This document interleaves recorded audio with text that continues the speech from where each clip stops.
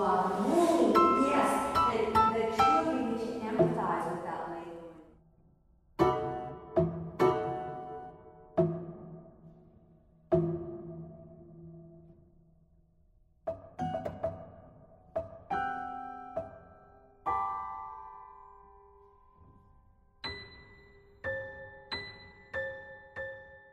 You started with the John Cage poems. Was it the poems and the music that put this, that we wanted to start this journey? These beautiful poems by John Cage. More than any other writing I've ever seen, this writing by Cage feels to me like choreography. The way that a single idea gets pulled apart and constantly reconfigured so that the meaning comes out over a much more extended period of time. They take you beyond the language to images and ideas that are beyond the explicit language being used. They touch the reader on a really personal level, the same way that movement, choreography, is received by a viewer, and we each take it in quite a unique way. And the poems that I'm working from are all based on quotations of the painter Jasper Johns speaking about his work in the 1970s.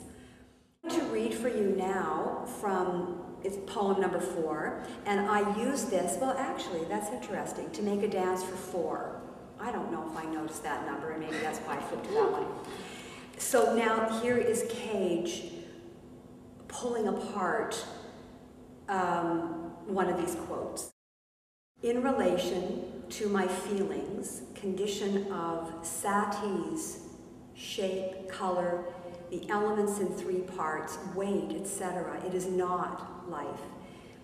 Is that it's the thing as standing for air and the air, its own its, ordinary, objective, space, entities splitting an object, a new unit. This is what I used as my score for the quartet, and I literally worked one word at a time and responded to the sound, the shape, the look, the meaning of the word to make a movement. And I didn't put anything into the choreography that wasn't a direct response to the words in this order. And the 3 dancers who are working on it now are? Rick Brown, Andrea Nan, and Sahara Morimoto. I've been working very closely with Sahara for quite a long time. Andrea Nan learned one of my works for the Choreographer's Trust. She learned a piece called Unfold, a big, big piece, half an hour long, Scriabin preludes with live piano. And Rick, I've worked with on a piece called Move that I did for Nuit Blanche, and then I did it at the AGO, and actually Sahara, Andrea, and Rick all were in that piece, and also Sean Ling, and Sean is the 4th dancer. And then the next step is to begin working with the musician. This is a major work by John Cage for prepared piano. Part of Cage's score requires objects to be placed inside the piano, under the strings, and so when you hit the keys, this beautiful big grand piano actually kind of sounds like a toy piano. So we get to go from text to movement to sound and to something visual. Although I have to say in the end, I want to transcend, if I possibly can, the purely visual aspect of dance.